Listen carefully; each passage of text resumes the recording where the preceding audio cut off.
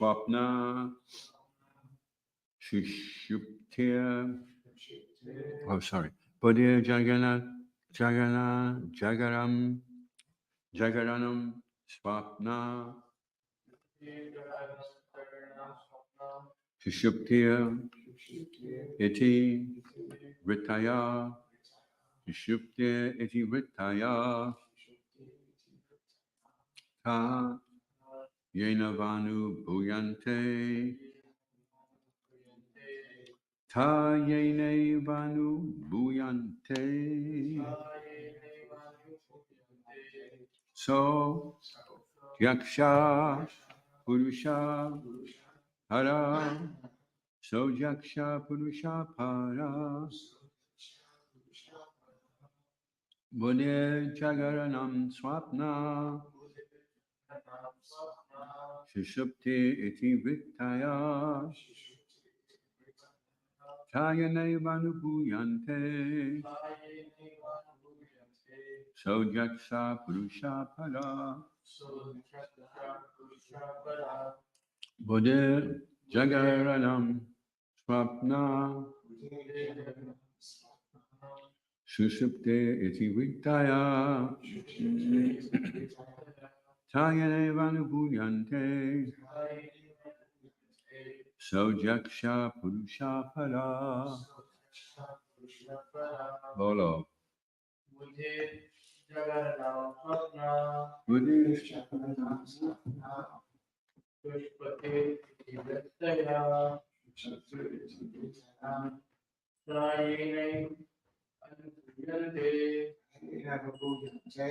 So, Yaksha Purushapara, so Yaksha Purushapara, Buddha Jagaranam Swapna, Buddha Jagaranam Swapna, Shukti Vittaya, Shukti Vittaya, Hakmi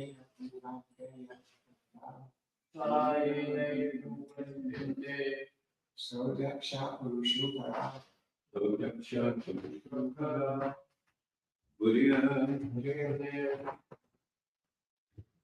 Of the intelligence. Jagaranam, the waking or active state of the gross senses.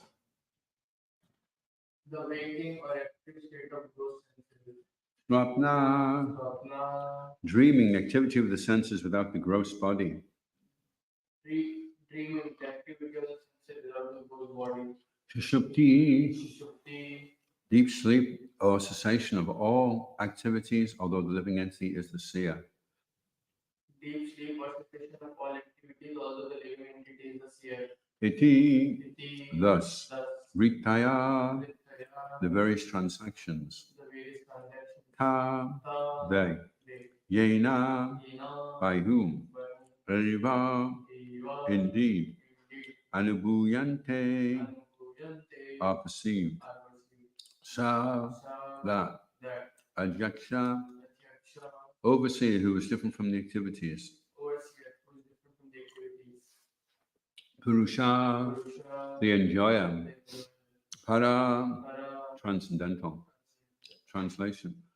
Intelligence can be perceived in three states of activity: wakefulness, dreaming, and deep sleep. The person who perceives these three is to be considered the original master, the ruler, the supreme personality of Godhead.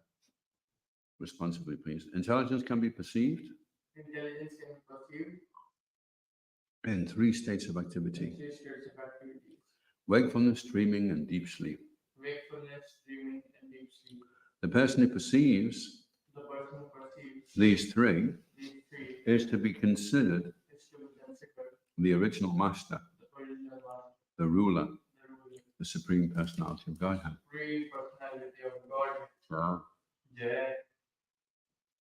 Therefore, by Srila Prabhupada ki jai.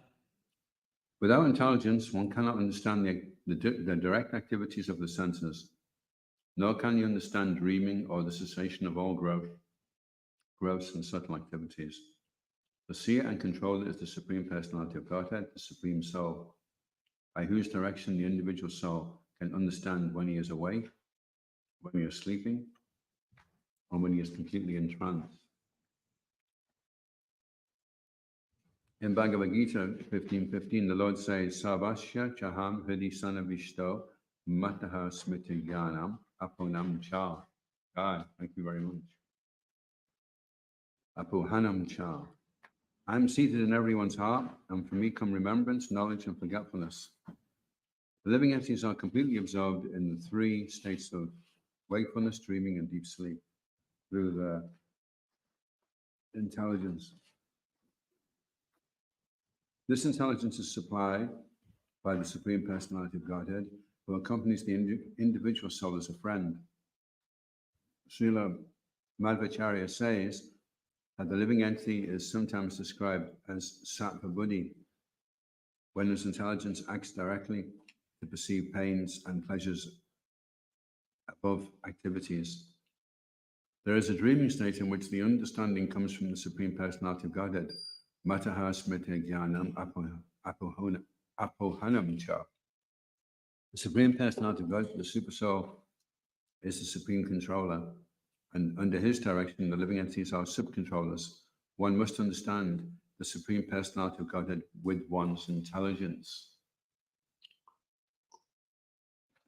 Omagana Timarana Shagananyana Shalakaya Chaksharan Malitam Jena Tasma Shri Guruve Namaha Shri Chaitanya Manobhastam Stapitam Yena Bhutale Swayamrupa Kadamayam Tadati Swapadantikam Jaya Shri Krishna Chaitanya Prabhu Nityananda Shri Advaita Gadadha Shri Vasadi Gaura Bhaktarinda Hare Krishna Krishna Krishna Hari Hari Rama Rama Rama Hari Hari Vanchakapatrubhischa Kripasindubhyevacha Paritanam Pavanebhyo Vaishnavebhyo Namo Namaha.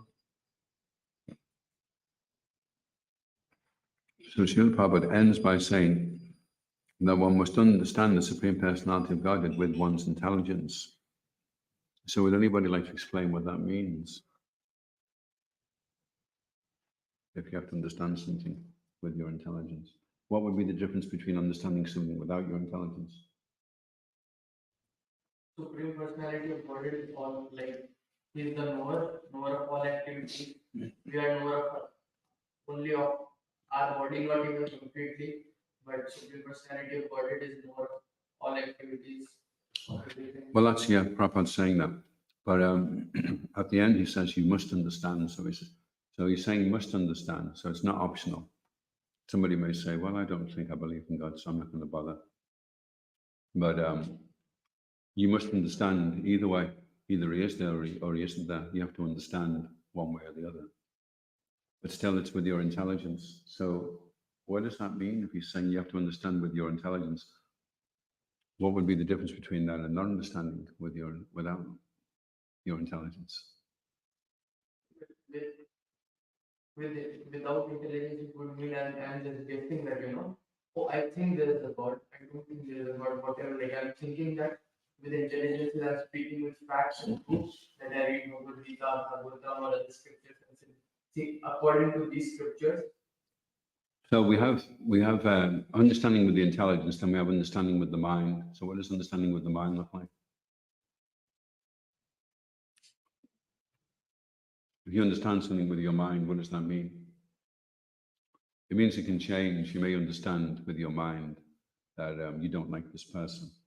And then the next day you may decide you do like this person. So it's just based upon your feelings and your mind. Your mind is like the voice of your senses.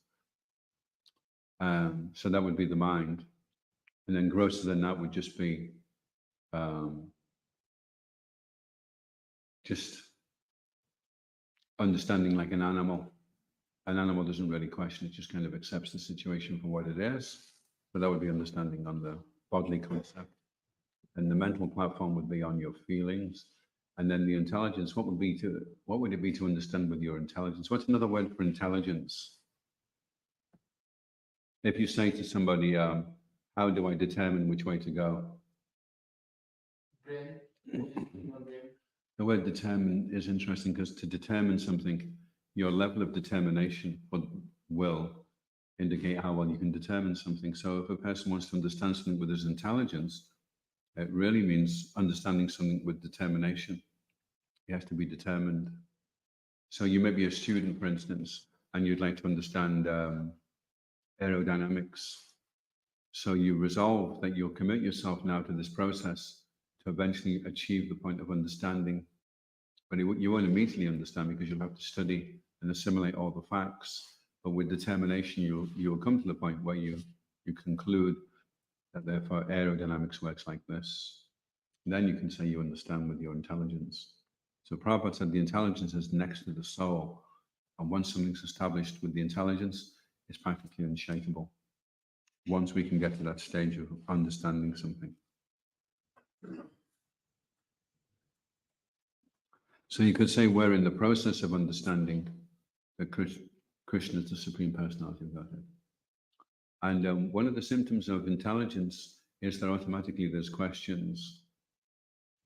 If a person doesn't have any questions, then the intelligence is not really in operation because he's not. The process of assimilation is that we will categorize things and put them into terms that we can understand. And generally that needs questions for clarification. And we know the process of intelligence is working when questions are being asked. And if we're just on the mental platform, then we just either accept it or we reject it. We listen and we think, I don't accept that, or we listen to it and go, okay. So, and we don't really try to break it down and clarify the meaning. Due to laziness, really. The intelligence means you have to, intelligence is in a mode of passion. So it takes activity. Ego is in the mode of ignorance, and the mind is in the mode of goodness. So the mind is compliant with the intelligence. If the intelligence is lazy, then the mind will comply with that lazy intelligence. Okay, what are we doing? We're going to stay back and get drunk. Okay, is that the program? Okay. We're going to chant Hare Krishna and understand Krishna's God. Oh, really? Okay. Sounds like a good program. I'll go along with that. So intelligence is perceived in three states. So Prabhupada's, the word intelligence, buddhi, is actually the consciousness. So consciousness in its natural state is the symptom of intelligence. And then as the consciousness becomes covered, then its ability to remember, and to perceive, and to assimilate information becomes more and more impaired. When in its natural state, then the consciousness is full of knowledge. Chit means knowledge. Sat Chit Ananda. It's eternal. It's full of knowledge and it's full of bliss. Sat Chit Ananda. And you can't say, well, that's a stupid consciousness. The consciousness in that body is obviously, Krishna made that one a bit wrong because that one's pretty stupid. And that consciousness is good. That's an intelligent consciousness because consciousness, just by its very nature, it is intelligent.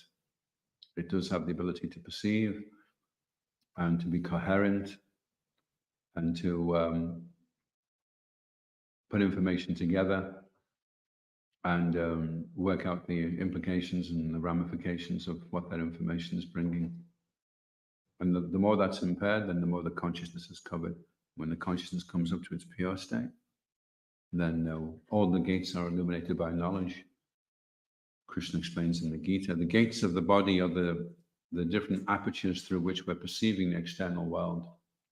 So those gates become illuminated with knowledge. The eyes, the ears, the tongue, all the parts of the body. And then we're able to perceive Krishna. Unless we're perceiving Krishna, then to that degree our intelligence is still covered. So Krishna consciousness means original intelligence, and then as that original intelligence is contaminated, we lose the ability to perceive Krishna, to experience his presence and him as a fundamental reality in the world that we go about in. So unfortunately, today's society is very much in favor of neglecting the fundamental principle of consciousness and intelligence. And although they have what they call so-called knowledge, Bhagavad Gita explains in the 13th chapter that apart from these qualities, he mentions detachment from material things, the perception of the evil of birth and death, the desire to approach a bona fide spiritual master, humility, pridelessness. And he says, besides these, whatever there may be is ignorance. So you may be very, you may think you're very intelligent and that you've acquired a lot of knowledge, but if that doesn't achieve awareness and perception of the presence of God, then it's one form of ignorance or another. In other words, it's one form of ignoring God or another. Ignorance means to ignore God. The more you ignore him, the more you're in ignorance, even if you have all these fancy letters after your name. Like so many zeros, without the one in front, the zeros are of no use. Even if you have 1 trillion zeros, until you put one in front, they're of no value. So you can have all your fancy education, but if you don't understand Krishna and that he exists, then it's all a waste of time. So as we become more aware of what we really are, that we are consciousness, that we are intelligent, then we become more aware of Krishna. We realize we're part and parcel. Just like the ocean, we understand the ocean is salty by just studying one drop of the ocean. So we can understand by understanding ourselves that we have consciousness, we have personality, we have desire for love and interaction. They're also present there. But with us, they're in a finite amount.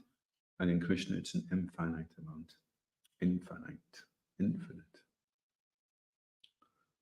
So Krishna says, I'm seated in everyone's heart, and from me come remembrance, knowledge, and forgetfulness.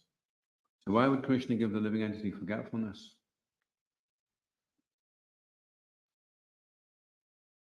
Why is that? Why would he? Why would Krishna? Krishna's just created everything. Why would he be putting some living entities in forgetfulness? Because of your desires. Exactly, yeah. Exactly, yeah. You desire to forget Krishna, so he says, okay, if that's what you want, we'll put you in the material world. It's compared to a mother giving a child a mirror. The child wants the moon, and the mother says, I can't give you the moon. So the living entity wants to be God, and Krishna says, well, there's only one God, and that's me. And the living entity says, no, I want to be the center of enjoyment. I want to be the controller. So the mother gives the child a mirror, and the child sees the mirror in the moon in the mirror, and then it thinks, oh, I have the moon. The same way, Krishna puts the living entity into the material world, and he says, okay, there you go. There's a beach for you. Go and build your sandcastles, and you can be the king. But the problem is everyone else is trying to do the same thing, so you have competition. But Krishna says, okay, you can try and have a reflection of being God, of being the big one, big controller, the big enjoyer. You can be the center of the universe. Try it out. See how it works for you. If you're not satisfied with that, then I'll be waiting for you here. As soon as you're ready, you can come back. And until that time, you can mess around on the beach with your sandcastles for as long as you like. But the waves of time will come in and sweep them away every time. And I keep telling you this, and you keep wanting to make another sandcastle. How long can you build up an empire for? How long can it stay in eternity? Not even the flash of a bolt of lightning. Even the lifetime of Lord Brahma, 3 and 11 trillion years, is a flash in eternity. So if we don't have questions, it means the intelligence is not functioning. It's not been stimulated. And Krishna is saying he can see that the living entities are covered by the material energy, and he compassionately comes because he's always a friend. He's always our well-wisher. So he stays in the heart. He guides us. He directs us. He gives us intuition. He reminds us of things, and ultimately he fulfills our desires. And if we want to remain forgetful, then he helps us to become forgetful of him.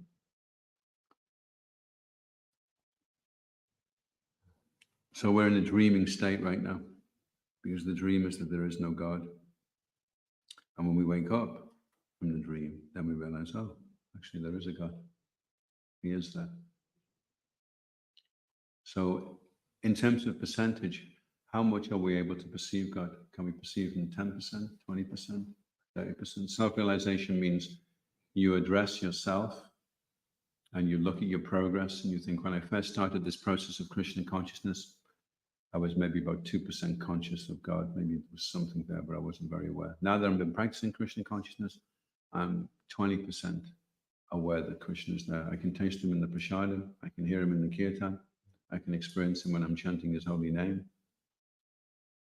Are we experiencing Krishna when we chant his holy name, or are we just looking at everything else going on in the room because we're so bored? We want to look for any distraction. Because we're not perceiving. Because if we were perceiving Krishna was in his name, that would be so fascinating. And Mother Yashoda sees the universe inside Krishna's mouth. She sees everything. And she's so fascinated that this is God. God has come as a child. And she's completely awestruck. And we should be the same when we're chanting that God has come in his holy name and the sound vibration Krishna. And I say Krishna. I see a beautiful blue cowhead boy with a golden flute and a yellow dhoti and beautiful lotus-like eyes and a peacock feather in his hair. Every time I say Krishna, Krishna, that's none different from the Supreme Person, Krishna. That's fascinating. How could we become distracted or interested in anything else, rather than gasping to get away from this because we're so bored? Any distraction will do. Any questions or comments? John and Neil, you've got a question? Yeah.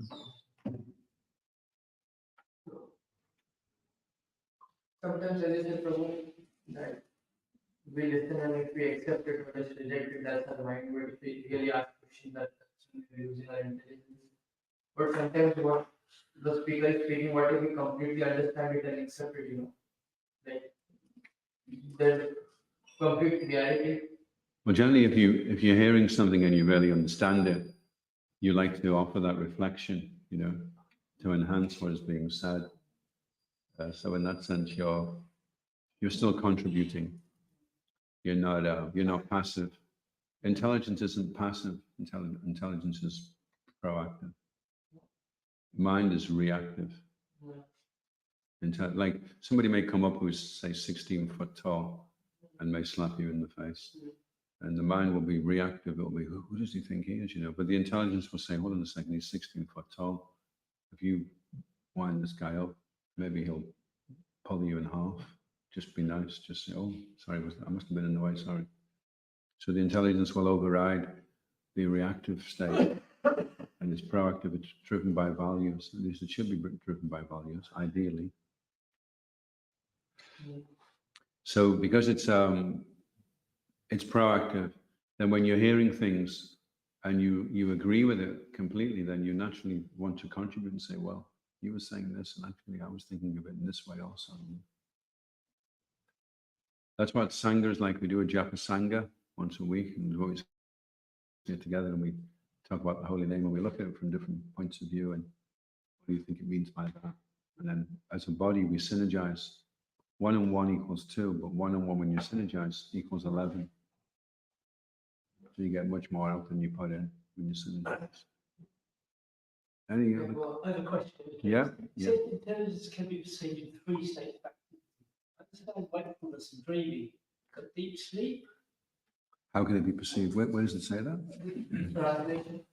Oh yeah, Can be perceived in deep sleep. Mindfulness, dreaming and deep sleep.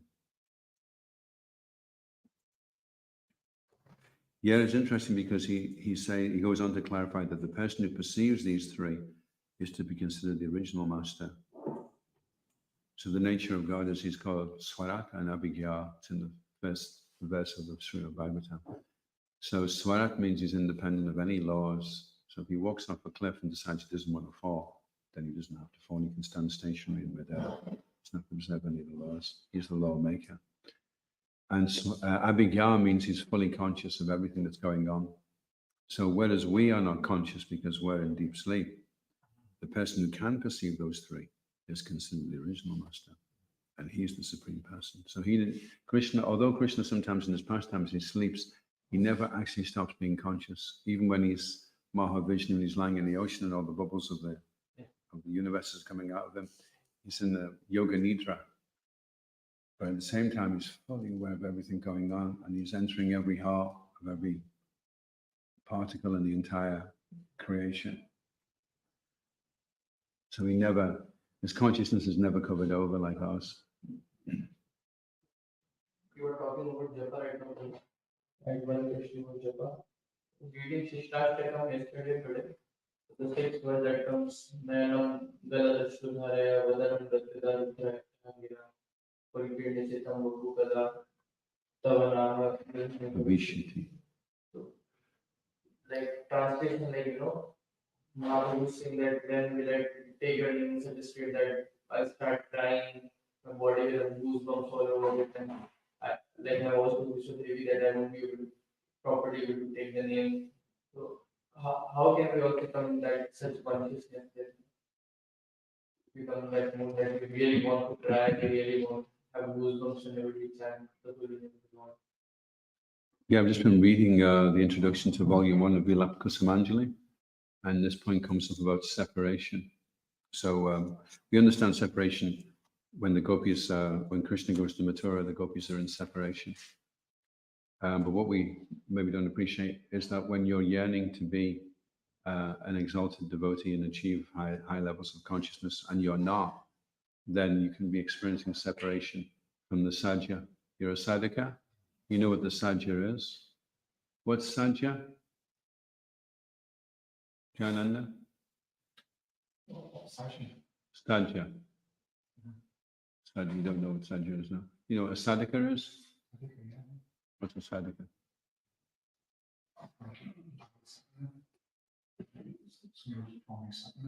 So sadhana is what we're doing in the morning. We do all the processes, getting up, chanting, Guru Puja, Mangalati,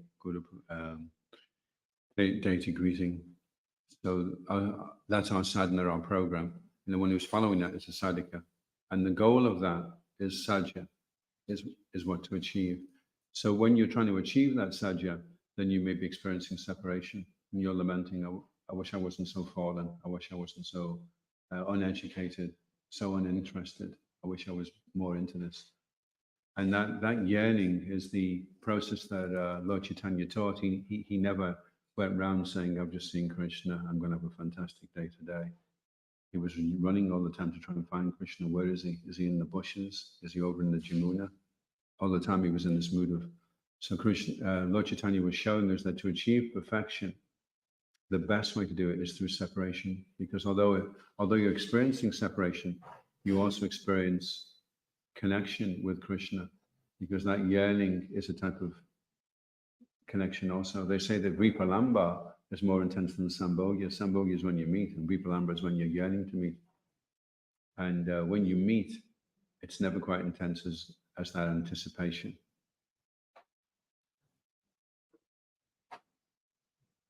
How will we feel the separation if we haven't met him?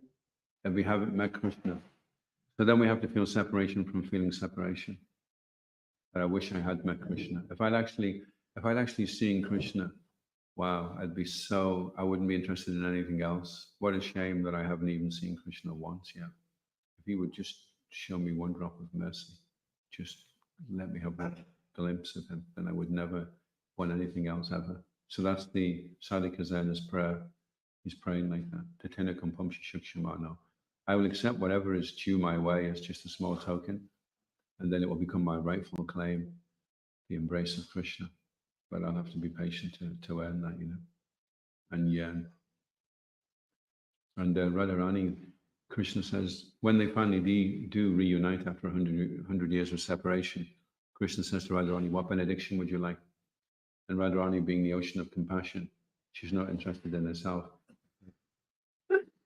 Can you bless a sadhaka who for a long time has practiced bhakti in the holy Dham? Can you reveal yourself to him? And he says, so be it, so be it.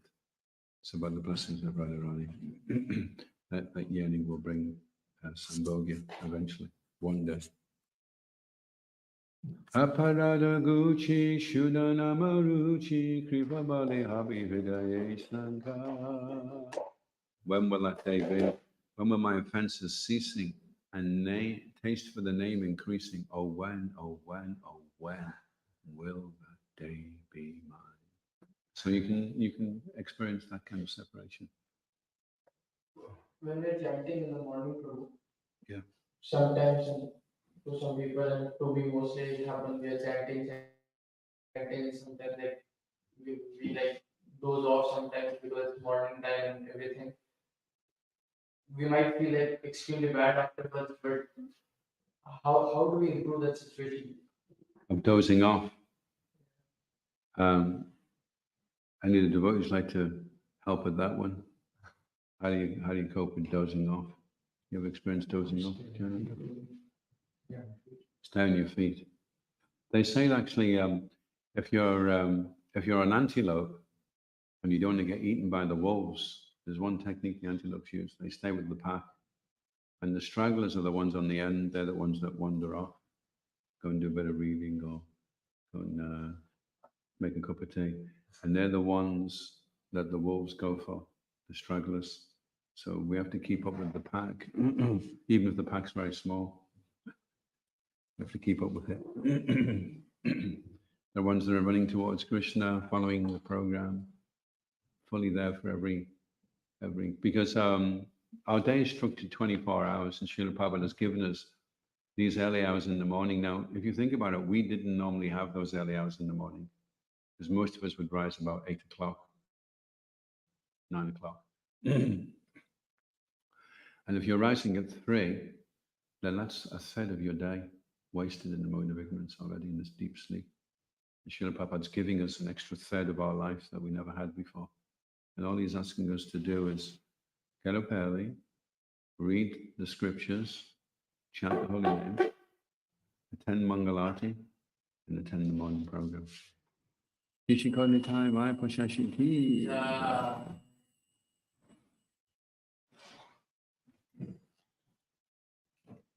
And if we do that, then sometimes we may doze off, we may waver off the path, we may have mundane thoughts coming into the mind. But Bhaktisiddhanta encourages don't slacken, because the problem isn't the problem itself, because problems are always there in the material world. The problem is how we react to the problem. So problems are fine, problems are there. That's part of the process, actually, is to come up against problems. If we don't have problems, then we shouldn't be worried. But there should always be problems. But the problem is not the problem. The problem is that when the problem does come up, that we slacken off in our Krishna consciousness, we become discouraged and unenthused. And then we think, why am I even trying to do this chanting? I've been trying for so long, and my chanting is so poor. I can't even say the full mantra. Maybe I should just give up. So Bhaktisiddhanta says, do not be in a hurry. So our problem isn't that we doze off, or that we have mundane thoughts coming into the mind, or that we haven't been able to give up certain bad habits. That's not the problem. The problem is we're impatient. We're in a hurry. We want to get there fast. We want it instant, quick. And that's what causes the problem. So we're prepared to be patient and enthusiastic and confident over a sustained period of time, then we'll get there. What's it saying? Utsahandishyatarya tata kama pravatana sangachaka sutopati shabdya bhakta prasidjati. Prasidjati is a very interesting word. It's very similar to proceed. It's like you will achieve you will achieve success if you follow the program. And as soon as you desist from following the program, then that's it. That's when you regress rather than progress. There are 2 comments on Facebook. From? One is from when you were singing. Yeah, what's the person who's commenting? Leela Manjari. It says, well over that day will be mine. Then other comment is from Colin Hassan. Radhe Radhe. Radhe. From Colin Hussein. Colin Hassan. Hassan. Colin Hassan. Oh, okay. Radhe Radhe Govinda. Govinda Radhe. Actually, if you are a Vaishnava, you're a servant of Vishnu. If you're a Krishna, you're a servant of Krishna. And if you're a Gaudiya, then you're a servant of Radharani. Bhaktisiddhanta Saraswati Thakur says that. Any other questions or comments? That was a good question about the deep sleep.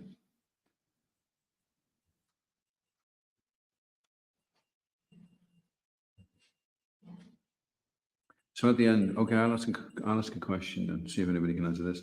At the end, Prabhupada says there is a dreaming state in which understanding comes from the Supreme Personality of Godhead, Mataha Smriti Jnanam Apohanam Cha. The Supreme Personality of Godhead, the Super Soul, is the Supreme Controller, and under his direction, the living entities are sub-controllers.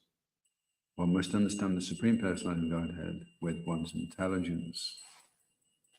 So Prabhupada is saying there's a dreaming state in which understanding comes from the Supreme Personality of Godhead. What does Prabhupada mean by that?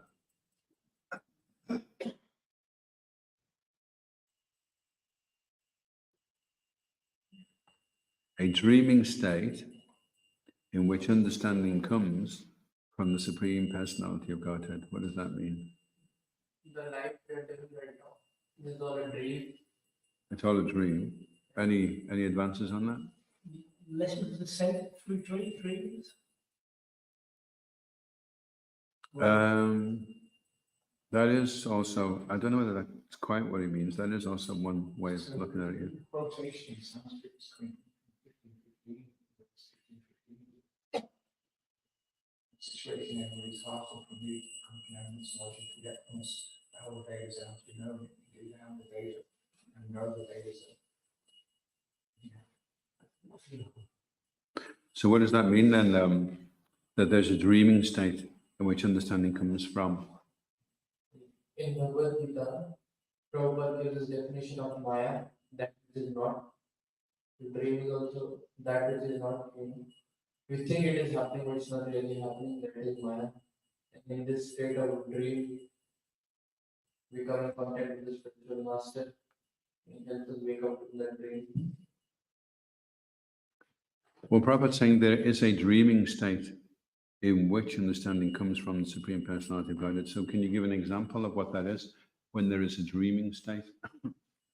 It seems to indicate that we're not always in that dreaming state, but there is a dreaming state.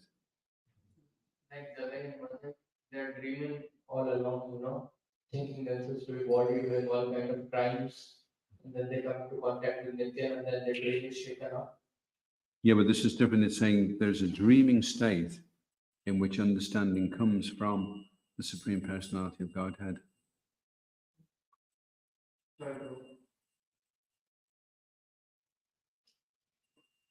A dreaming state. Meditation. Yeah, it could be taken like that, but it's,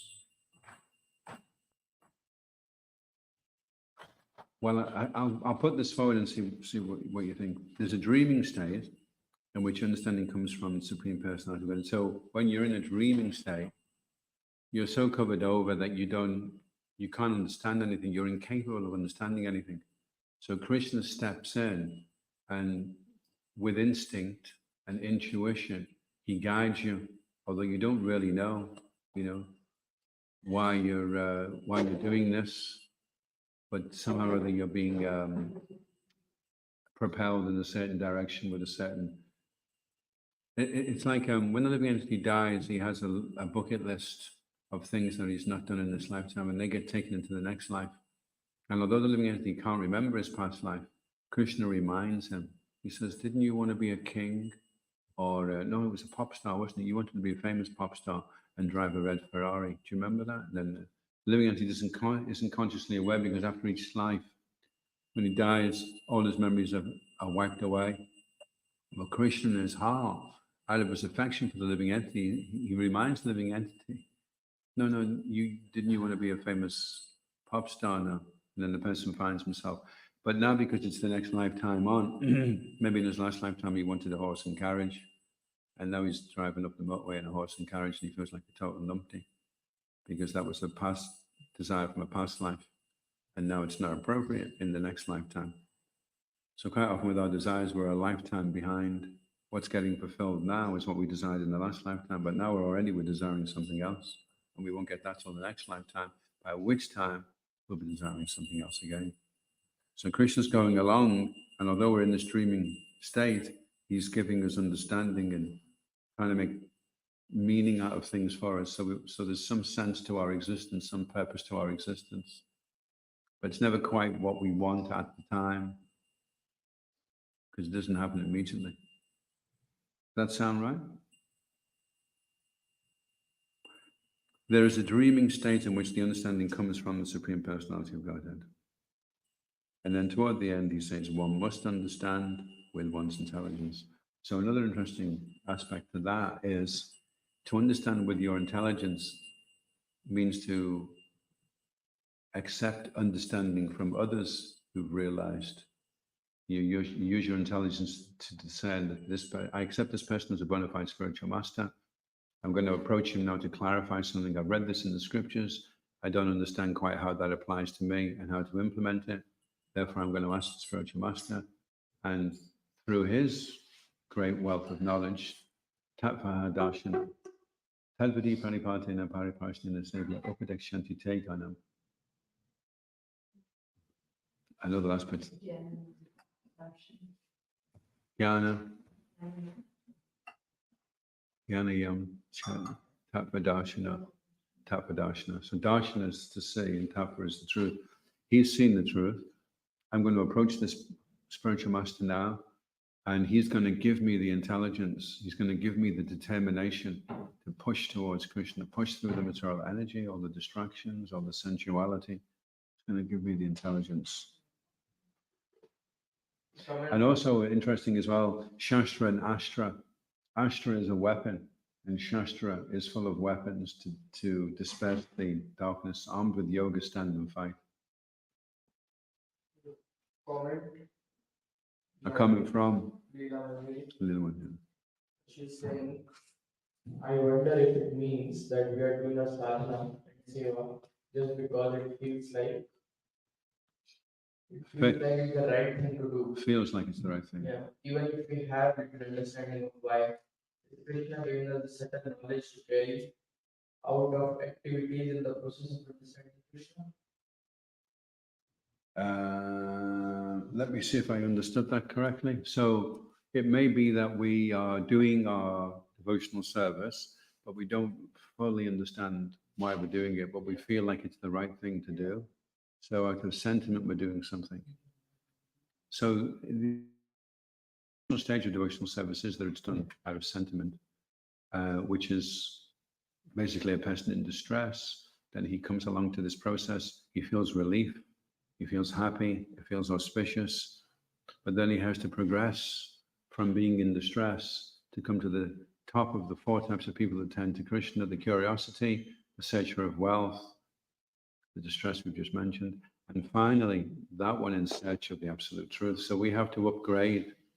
Like you may come to Krishna in first gear, but you've got to upgrade into fourth gear to really get moving along. The first gear is good, gets the car going. And then you have to shift up the gears till eventually you're doing this because you want to understand Krishna. You're aware to some degree there is that. In fact, they say that the most important thing to know is how much you don't know. It's the most important thing to know, because if you don't know how much you won't know, you may think that what you know is enough, and then you won't go anywhere. So initially when you come, you know very, very little, but very, very little compared to nothing is a lot. But after a while, very, very little is not a lot compared to everything. Compared to nothing, it's a lot, but compared to everything, it's practically nothing. So you have to shift very, very quickly from a tiny grain of knowledge to a fully fledged, full-blown tattva darshana. You have to see darshana. You have to get Krishna's darshan. And like you were saying, how can you experience separation if you haven't seen Krishna? So that's it. We have to experience, we have to see Krishna, then we can really feel separation. When you see how beautiful Krishna is, how kind, how loving, how perfect Krishna is, and then you're separated from him, you can do nothing but just remember that all the time, and you're just yearning for the day, when the day will come. Radharani says, I will decorate the phases of time when I'm eventually able to see Krishna again. She's so much yearning, for seeing Krishna. So we're not on that level, but we're aspiring for that. So we can't relax, we can't rest on our laurels, I've peeled 50,000 potatoes and cleaned the temple room 7 million times. I'll be fine. We're all yearning. The more we're yearning, the more we're hankering and feeling separation. the more we're going towards Krishna. And even when you're with Krishna, there's a place called Prema Sarovara, and Krishna and Radharani are embracing. You can't get any closer than that. And Madhu Gopal chases a bee out and says, Madhu has gone. And immediately Radharani thinks, oh no, even though he's there, it's her worst fear that Madhu will go. And it's just been said, Madhu has gone. So she starts crying so much she can't see Krishna. And Krishna's, no, I'm here, I'm here, I'm here, I'm here. And because she can't see Krishna's there, he starts crying. And that fills up a lake, Prema Sarovara. It's full of the tears of Radha and Krishna. Where is it? You go past the cow dung heap on your left. Take the third turn and it's in Vrindavan. Yeah. There's so many things in there. I don't know. But I've been in it. I let all the air out. And when I didn't go right down to the bottom, but I went right down. I was thinking, wow, if I die now, this will be very auspicious. But then I came up. Unfortunately, I came back up. Does that answer the question for Leela Manjari? Only she can tell. Only she can tell. Only, and she's not responded? Not yet. No. Okay. Hopefully that was okay. Any other questions or comments?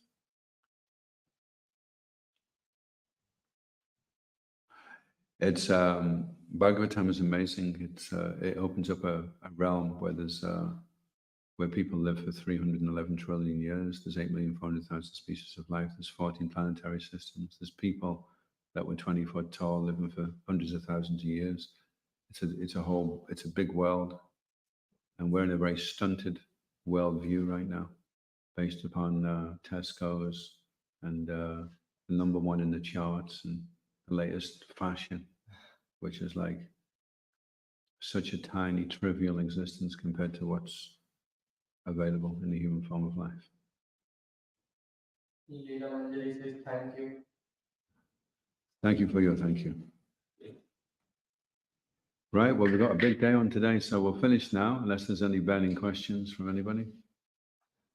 ISKCON Govinda ki, Srila Prabhupada ki, Gaura Premanandi.